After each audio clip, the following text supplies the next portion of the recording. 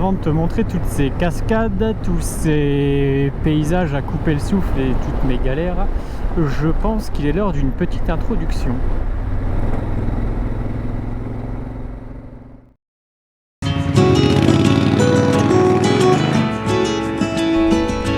Bienvenue sur ma chaîne YouTube. Moi, c'est Aurélien, et j'ai décidé de t'emmener voyager avec moi. J'ai fait la rencontre de Moose, mon partenaire de route, en 2023, lors de mon premier trip en solitaire et à moto vers le Cap Nord. 2 ans plus tard, j'ai décidé de tout plaquer pour partir à la découverte du monde à moto.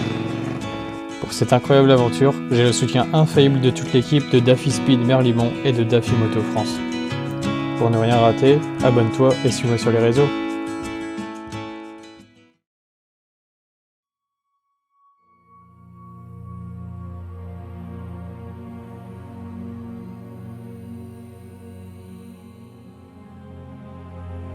Terre de feu. Terre de glace.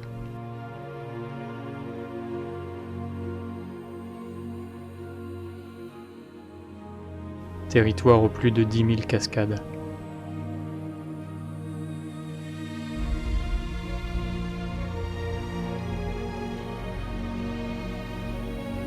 Faisant partie des pays volcaniques les plus actifs de la planète, cela a été mon terrain de jeu pendant 14 jours.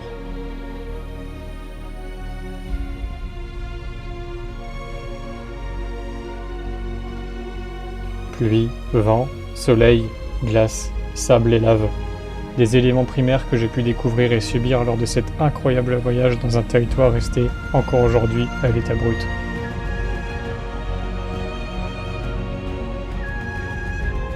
Par les routes ou par les pistes, j'ai découvert ce que la nature a de plus beau à nous offrir en Europe. Bienvenue en Islande.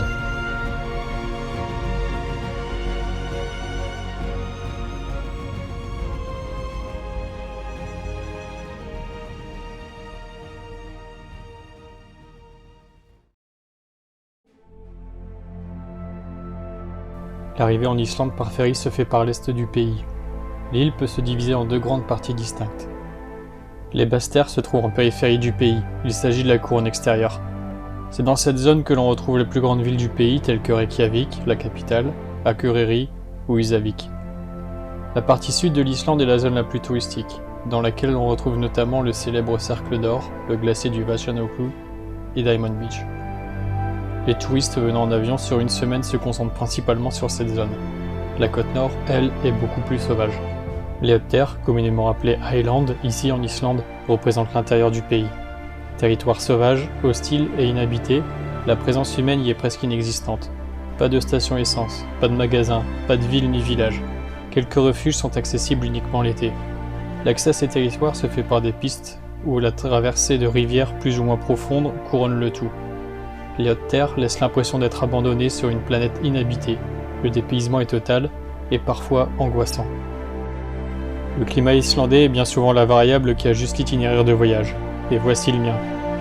Je vous emmène aujourd'hui à la découverte des basses-terres islandaises avant de vous faire découvrir la magie d'Highland.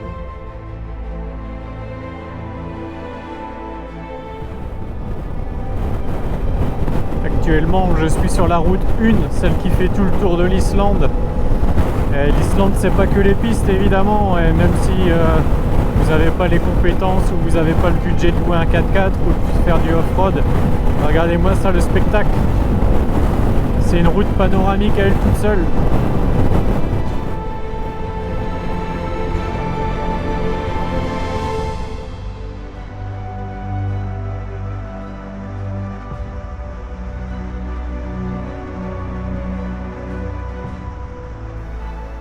La route 1 passe à travers de nombreux paysages extraordinaires. Régulièrement, ce sont de gigantesques cascades qui jalonnent le bord de la route. La première que j'ai découverte se nomme Dettifoss. 45 mètres de haut, 100 mètres de large, un débit de 400 mètres cubes seconde. La puissance du fleuve est absolument impressionnante. Dettifoss est considérée aujourd'hui comme la cascade la plus puissante d'Europe. Alimentée par de nombreuses sources et par la partie nord du glacier Vatnajökull, ce fleuve transporte environ 23 000 tonnes de débris minéraux par jour.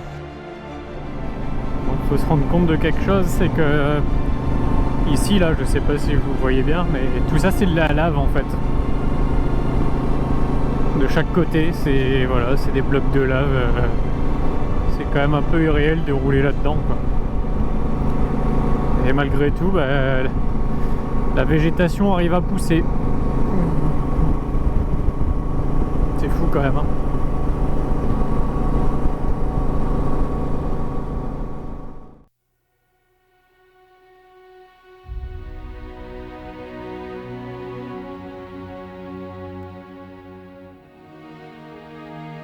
À quelques dizaines de kilomètres de Dettifoss se trouve la cascade de Godafoss.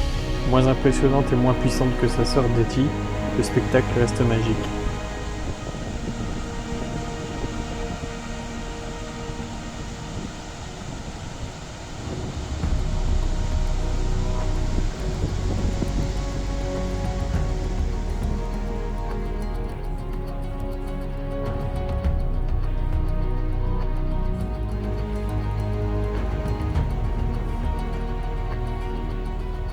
Lors de la découverte de la côte nord, j'ai rejoint Husavik. Considérée comme la capitale de la baleine, je m'étais promis de faire une sortie en bateau pour tenter d'observer les baleines dans les eaux froides d'Islande. Les globicéphales noirs nous ont accueillis à quelques centaines de mètres des côtes seulement. Puis, nous avons eu l'immense honneur d'être salués par une superbe baleine à bosse avant de rejoindre le port lors de cette balade en mer de 3 heures.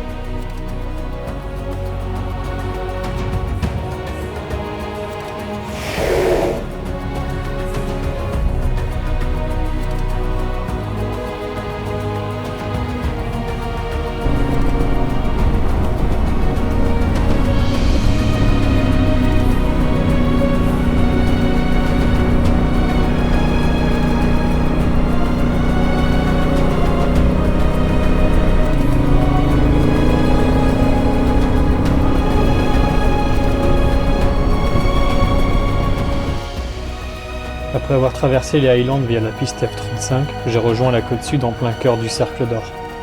J'ai retrouvé Carrie au camping le soir et nous avons décidé de passer la journée du lendemain ensemble pour aller à la découverte des geysers et de la cascade de Gullfoss.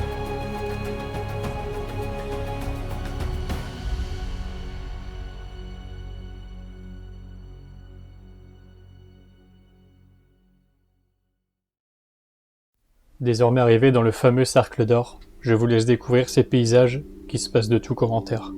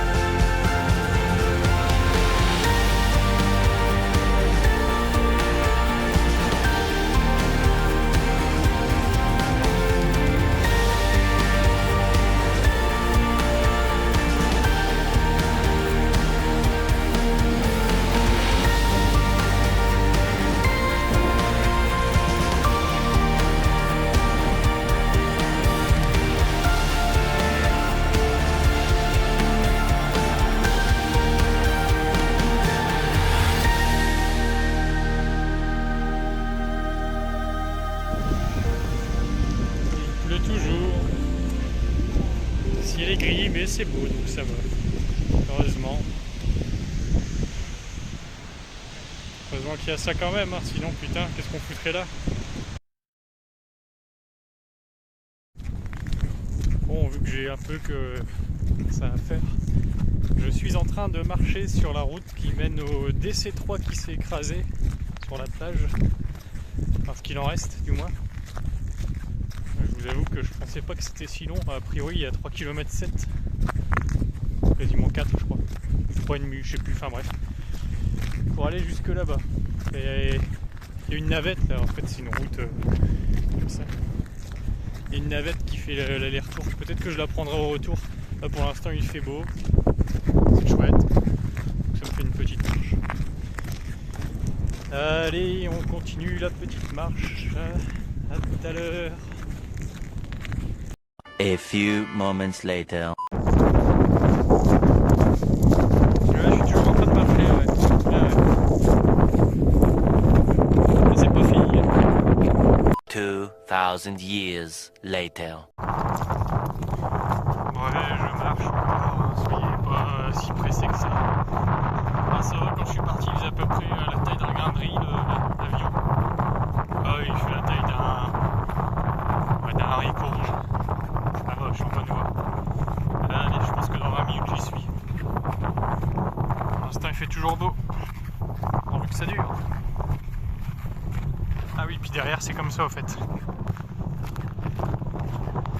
One eternity later. Vous allez vous dire que j'ai en train de vous dire que je marche. Mais c'est vrai. Et j'ai ouvert mon petit truc quand même, il fait bon. Non, ça va, il est juste là devant. Mais ça fait combien de temps que je marche? Une demi-heure. Ça y est. Je suis arrivé. Je fait chier. C'est un petit peu embêté. Mais bon, c'est rigolo, c'est mignon. Allez, petite photo maintenant.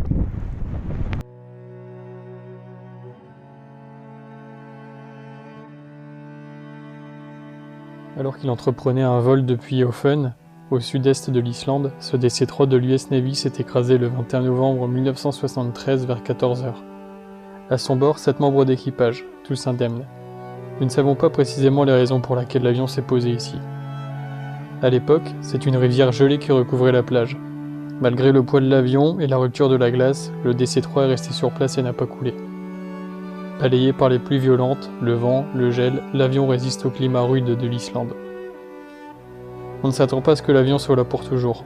Sa position est une plaine d'épandage glaciaire, ce qui signifie qu'en cas d'éruption volcanique sous le glacier voisin, ce désert de sable se retrouvera entièrement sous les eaux.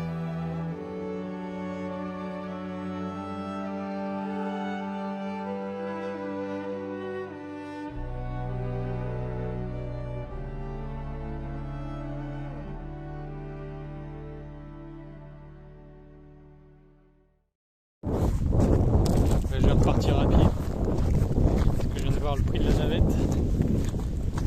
22,50. Faut pas se foutre de la gueule du monde quand même. Donc je vais marcher. Mais je vous embête pas, c'est tout. Parce que j'en avais rien à se trouver de toute façon. Ce qui vous intéresse, c'est le paysage, n'est-ce pas? C'est pas le voyageur. Vous avez bien raison, vu ça trogne. À votre place, j'aurais fait pareil.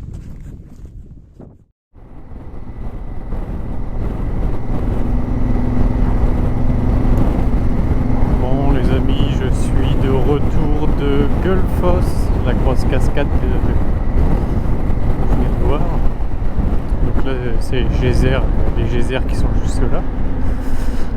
Bon, je vais vous donner mon avis. Alors les geysers c'était trop bien, franchement c'est extraordinaire, moi j'ai passé un super moment. C'est vraiment trop bien. Par contre, ouais, Gullfoss, bon...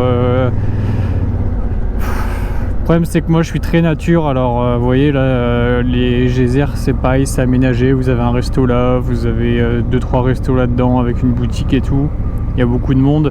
Honnêtement si vous aimez la nature et tout, ça vaut pas forcément le coup d'aller à Gullfoss. Bon après si c'est sur votre route vous y allez, hein, le parking est gratuit, enfin en 2025 en tout cas il est gratuit. Mais voilà, il y a des cascades qui sont beaucoup plus belles à voir quand on prend les petites routes. Pareil, Dettifoss, je trouve que c'est vachement plus beau que Gullfoss finalement en prenant la route est qui est la route qui n'est pas enrobée. Du coup il y a moins de monde. Et du fait qu'il y ait moins de monde, c'est vachement plus sympa quoi. Là à Gullfoss, il y a des bus, il y a des enfants. Alors c'est sûr que oui, quand vous avez des enfants, vous êtes à mobilité réduite ou quoi, faut plutôt aller là. Mais si vous êtes enfant et que vous voulez plutôt vous émanciper de tout ça, il y a plein d'autres cascades qui sont finalement vachement plus nature, aussi impressionnantes et on se fait encore plus plaisir. Voilà, c'était mon petit avis. Après, c'est mon avis perso. Hein. Franchement, ouais, je m'attendais à plus impressionnant que ça, Gullfoss. Dettifoss, je me suis un peu plus régalé. Et encore une fois, c'est parce que le tourisme, hein, ça explose en Islande, donc évidemment il en faut pour tout le monde. Et dans le cercle d'or, c'est là où il y a le plus de monde, donc c'est à côté de Reykjavik, hein, et c'est pour ça qu'ils ont mis de neige et tout ça. Voilà, c'était aussi les petits conseils que j'avais à vous donner. Si vous êtes nature, faites les geysers, c'est très bien, franchement c'est vraiment chouette, mais Gullfoss. Bon, après c'est à l'entrée ou à la sortie, ça dépend comment vous prenez la F35, c'est au sud de la F35, donc soit quand vous arrivez du nord c'est à la sortie, donc vous pouvez y aller, soit quand vous allez vers la F35 vous pouvez y aller aussi. Mais voilà, encore une fois, moi c'était pas mon truc préféré, ça restera pas gravé dans les annales, mais bon, au moins c'est fait. Et là je retourne au camping pour préparer les prochains jours.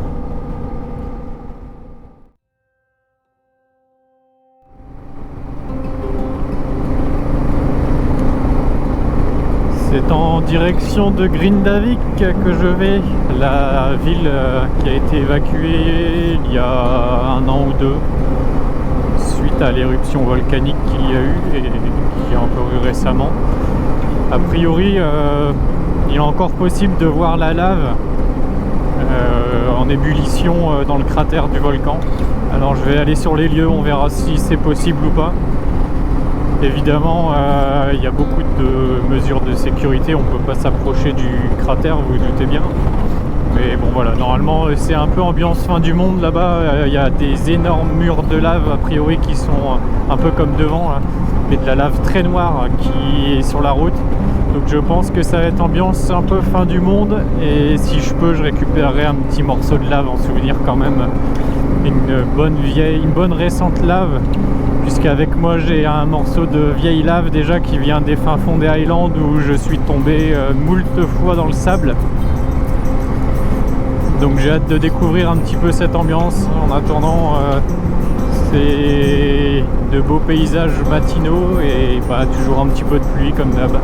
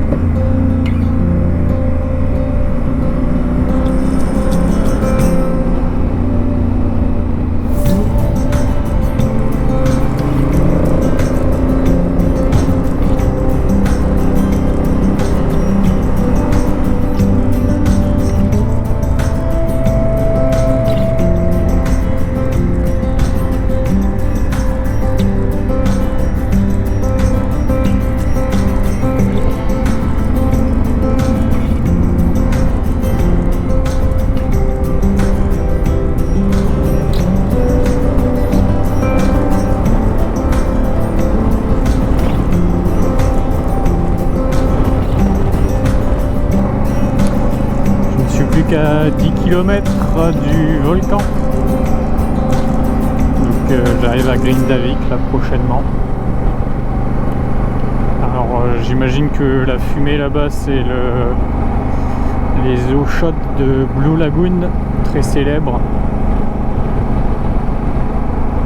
Bon, c'est trop touristique. J'ai repéré des autres sources d'eau chaude où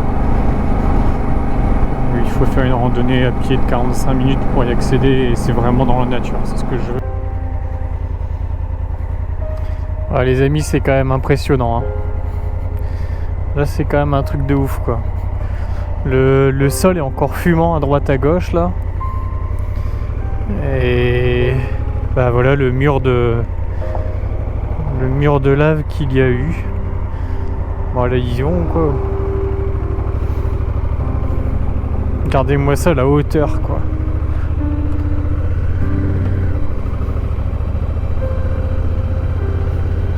Voilà, tout ça c'est de la lave.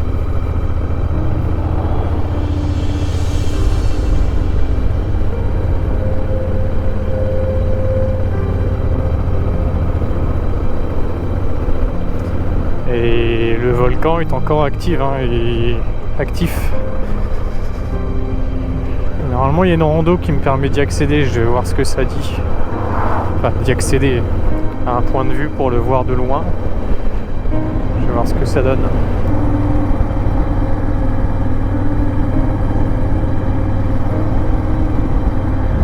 Et en effet on est un peu sur du paysage de fin du monde quand même, hein. Vache.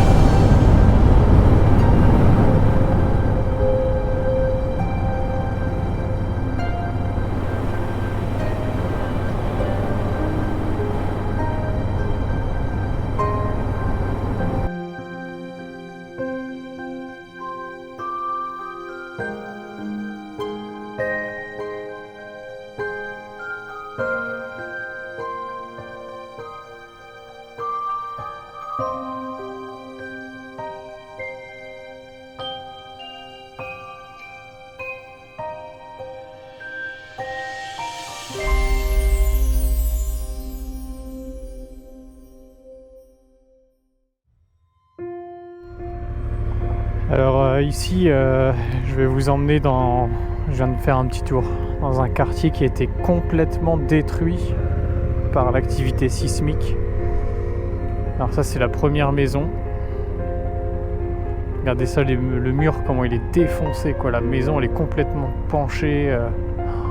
Enfin voilà, je me passe de commentaires, je vous laisse voir les dégâts.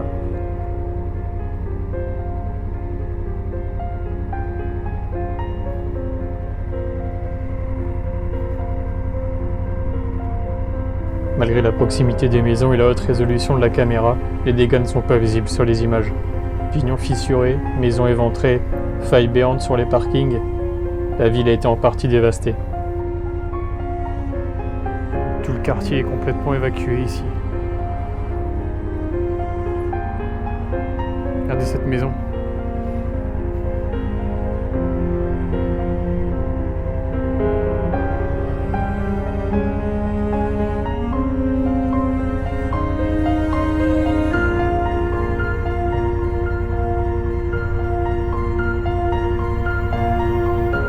Les pignons sont complètement explosés. Là on a le parking.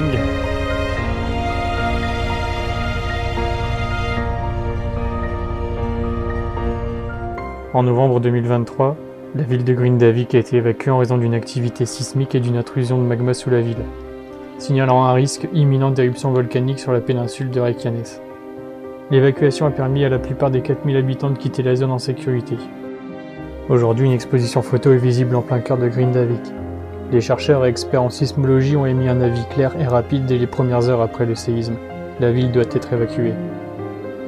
Dans l'urgence, les habitants ont d'abord dû quitter la ville sans effet personnel à cause du risque imminent d'éruption volcanique. Puis, quartier par quartier, la population a eu l'autorisation de retourner récupérer quelques affaires sous étroite surveillance. 5 minutes maximum. Voilà le temps dont ils disposaient pour prendre le strict nécessaire à cause des risques de couler de lave dans la ville. Bien qu'invisible, le second danger mortel était la présence de gaz toxiques susceptibles d'envahir la ville très rapidement. Alors qu'elles venaient récupérer leurs affaires, cette femme et sa fille ont récupéré ce chat qui s'était réfugié dans une maison abandonnée. Le pire scénario envisagé était celui de l'engloutissement total ou partiel de la ville de Grindavik par la lave. C'est ce qu'il s'est malheureusement passé. 3 maisons ont été carbonisées par une coulée de lave sortie de la faille ouverte par l'activité sismique. Malgré le danger extrême, la presse mondiale ainsi que de nombreux touristes se sont rendus au plus près de la zone active du volcan. S'aventurant sur un terrain accidenté et glissant à cause de la neige, des opérations de secours ont eu lieu, mettant les secouristes dans des situations périlleuses. Aujourd'hui, Grindavik a perdu 80% de sa population. Quelques entreprises ont repris leur activité avec le risque d'être à nouveau évacuées. J'ai découvert une ville à l'ambiance pesante, où la vie s'est arrêtée du jour au lendemain.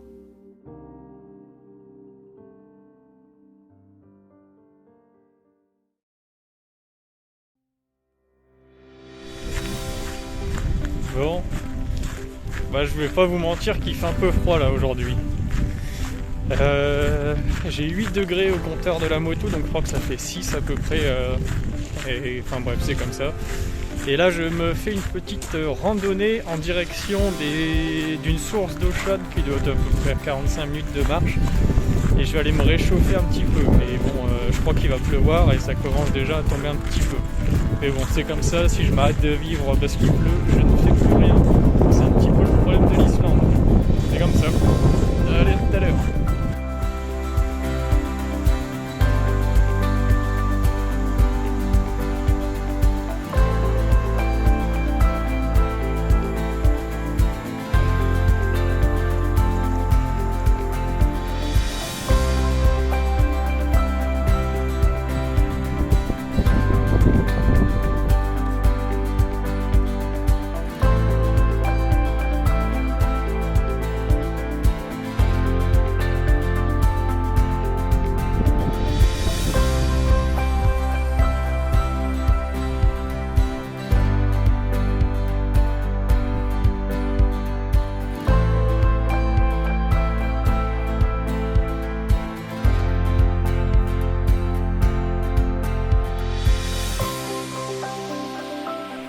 Les amis, j'arrive au bout de cette petite rando et je vais pouvoir aller me baigner dans ces eaux chaudes.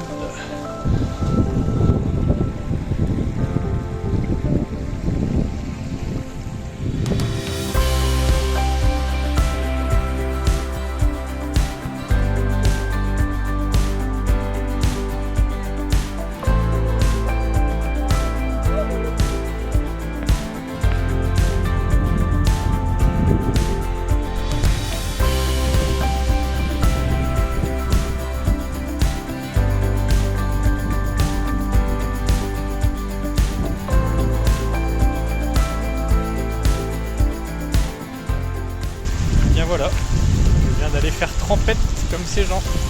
Ah, l'eau elle est super bonne, elle doit être au moins je sais pas, 40, entre 40 et 45 à mon avis, parce que tu rentres dedans comme pour rire et t'as chaud quand t'es dans l'eau. Donc voilà, en effet on voit que ça chauffe dans le coin. Donc je vais redescendre tranquillement, je vais me prendre mon petit goûter, il est là avec moi. Et puis, voilà, et ensuite je continue sur la côte sud. Et je sais pas, je crois que c'est une grosse cascade le prochain arrêt. Faut que je regarde, je verrai ça quand je serai en bas. Là je fais sécher ma petite serviette, il y a Mousse avec moi. Et puis voilà. C'était sympathique. Je vous le conseille. Et en plus c'est gratuit, ça coûte que le parking, donc c'est bien. Allez, je vous emmène pour la suite les amis.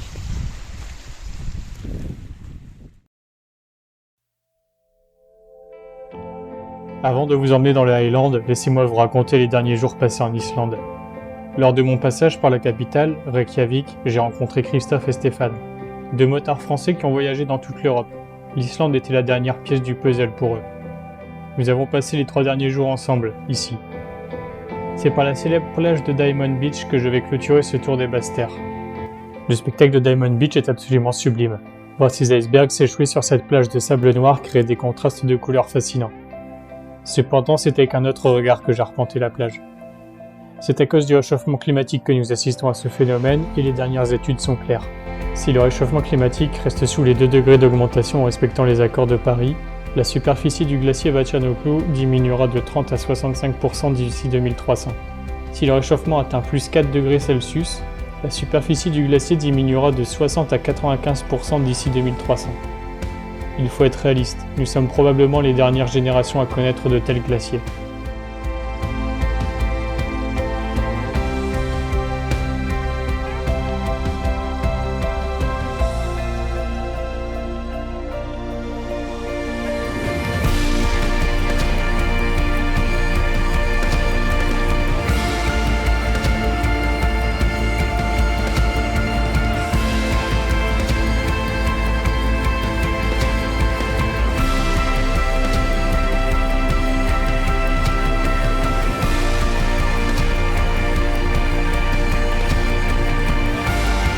Voilà, nous sommes à Diamond Beach et tous ces icebergs vont se jeter dans la mer.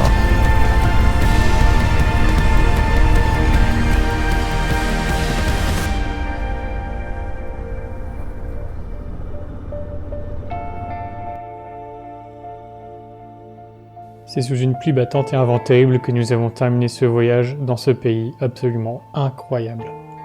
Désormais, il est temps pour moi de vous emmener dans les paysages irréels des Hautes-Terres islandaises.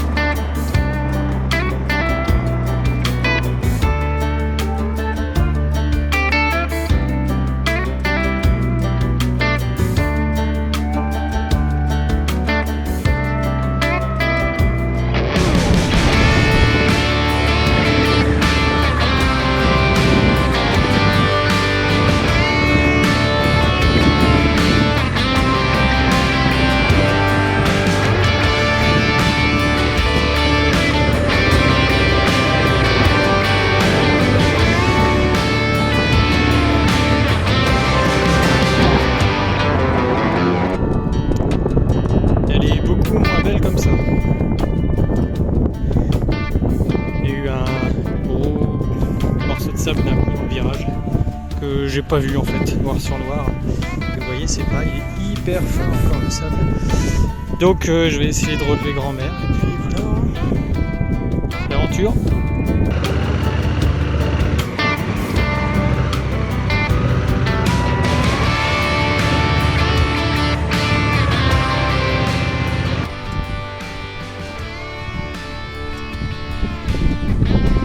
Et ben celle-là c'était pas la même histoire. Putain, tranquille. Émile, je suis un peu crevé du coup, mais comme moi je suis pas tombé, j'ai pas pété la moto. Et ça, c'est le principal.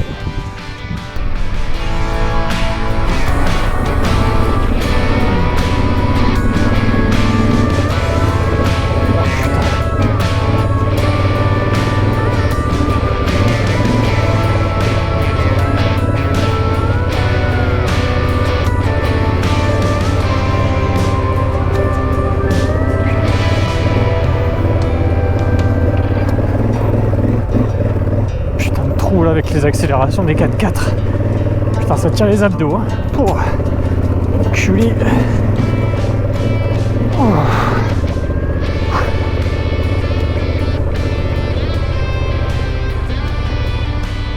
L'importance de... Enfin, je suis pas coach, je suis rien du tout, mais faire une bonne prépa quand on fait ce genre de voyage, parce qu'on se rend pas compte, hein. C'est pas juste avoir son cul posé sur une selle et puis essorer la poignée de droite, hein. Franchement, je vous jure, au niveau musculaire, au niveau des bras, du dos, des abdos, des lombaires, c'est quand même quelque chose.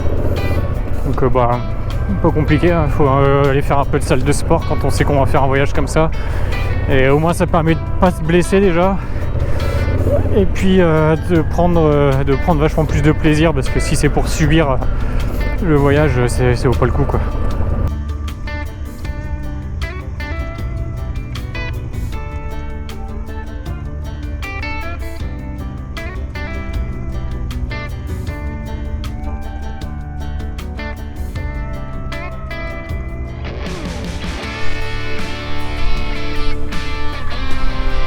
L'ambiance est incroyable.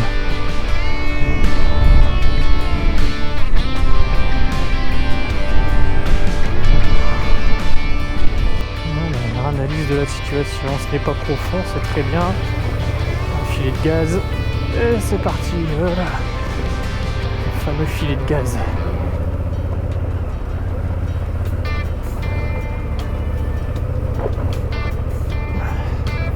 Pareil, la pression des pneus, bah, je suis resté à 1,5 et ça marche très bien.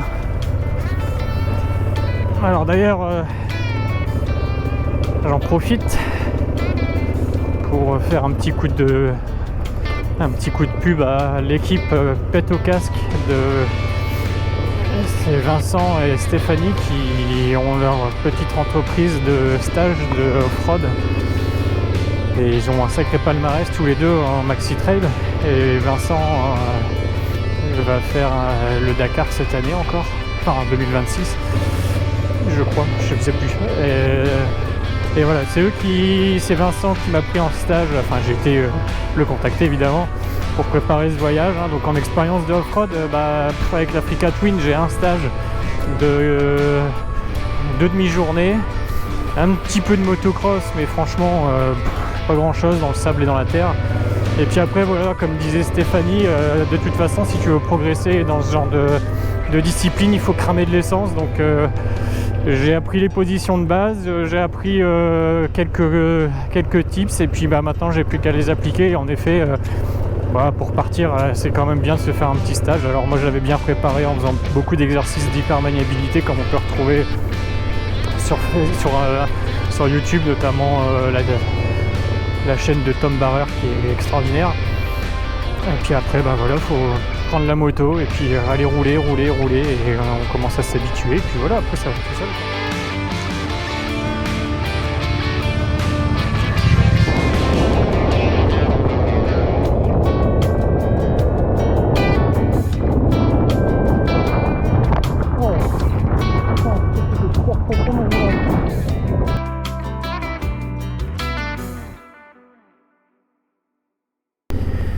Bonjour les amis, j'espère que vous allez bien. Regardez-moi ça, c'est incroyable, il fait beau ce matin.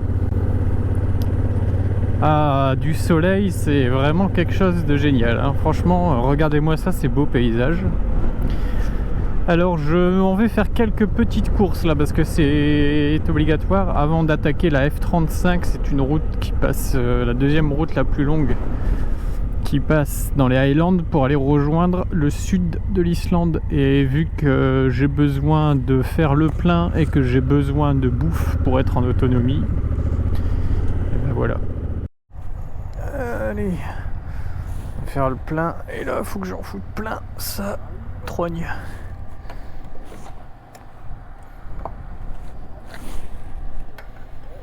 C'est parti, mon kiki.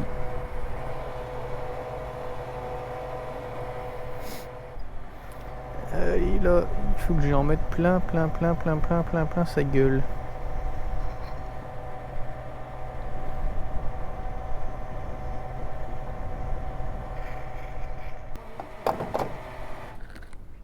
« 6064 ».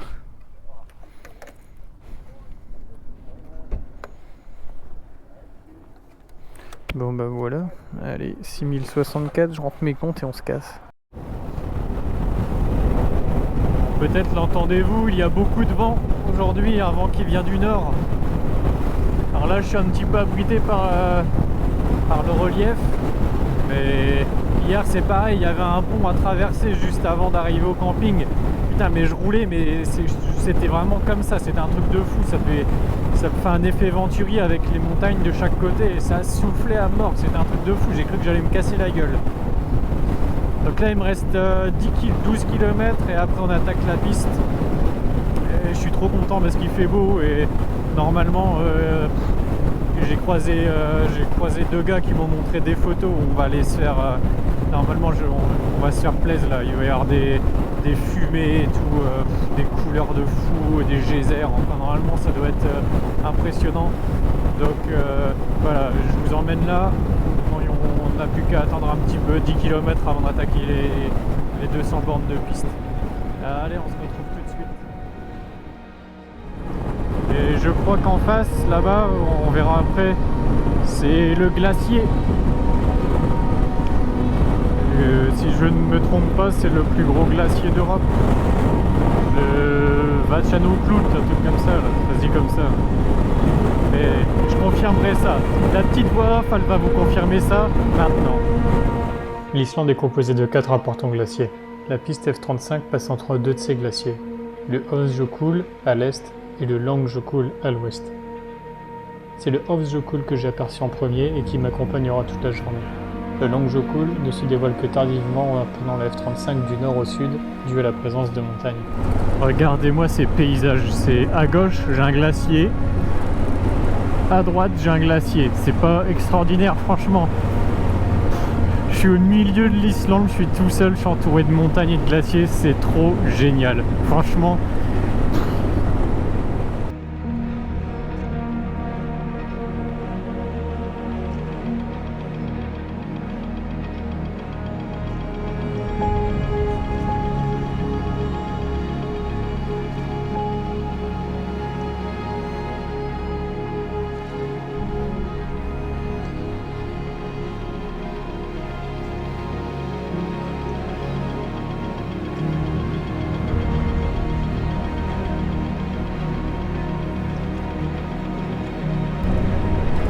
Ça y est, je suis en train d'attaquer la route F347 qui s'enfonce dans les montagnes. Je crois que ça va être génial.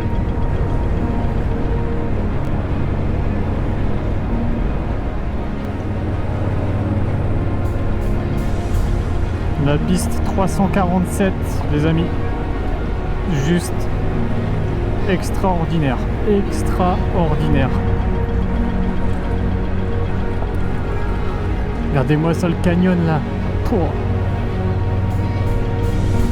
Et ses couleurs.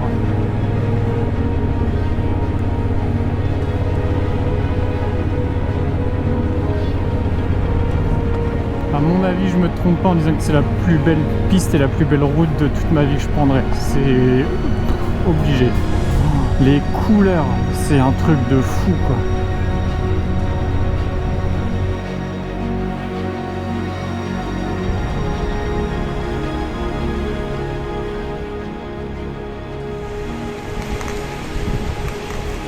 Incroyable. Il fait une chaleur à côté là. C'est terrible. Regardez ça. Oh, oh.